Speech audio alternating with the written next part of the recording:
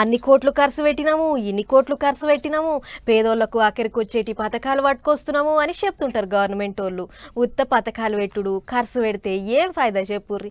పబ్లిక్కు అందితే కదా ఖర్చు పెట్టిన పాయకానికి పేరుండేది. అగో అట్లా రాష్ట్రంలో కట్టి ఇడిచిపెట్టిన ఇండ్లు పడవడి పెచ్చులుడే కథ అవుతుంది చాలా దిక్కుల్లా. అగో అట్లా ఆగం కావద్దనే గీగ్రం చేసిర్రు. రైట్. మంత్రి పొంగులేటి శ్రీనివాసరెడ్డి సార్ వచ్చి రిబ్బెన్ గతులు ఇచ్చేది కొత్త కట్టేటి ఇందిరమ్మ ఇండ్లకు కాదు, 8 ఏళ్ల కింద కార్ పార్టీ వాళ్ళు కట్టిన డబుల్ బెడ్రూమ్ ఇండ్లకు.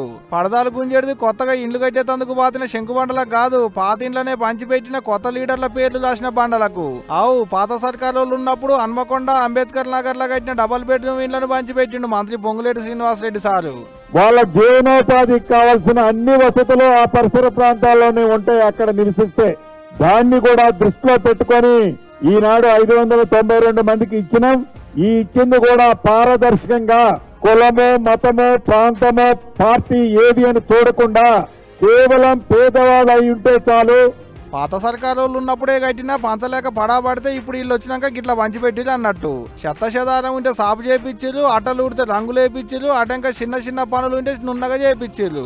అట్టియాల అర్హులైన వాళ్ళందరికీ పంచిపెట్టిరు అన్నట్టు డబుల్ బెడ్రూమ్ ఇండ్లను. 100 కాదు 150 కాదు, ఏం తక్కువ 592 ఇండ్లు కడితే ఇండ్ల మంత్రి పొంగులేటి సారే దగ్గరుండి పంచిపెట్టిండి. ఇవాళ ఇండ్ల కొరకు చాలా మంది దళార్లకు పైసలు ఇచ్చిరాట.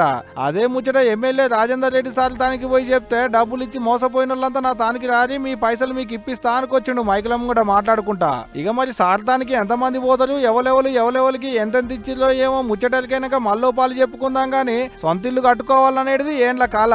ఇన్నాళ్లకు ఇండ్లు వచ్చేటాళ్లకు సొంత ఇంటి కాల తీరిందని ఒక మురిపేం కాదు పోండ్రి కొత్తగా ఇండ్లు వచ్చిన వాళ్ళు.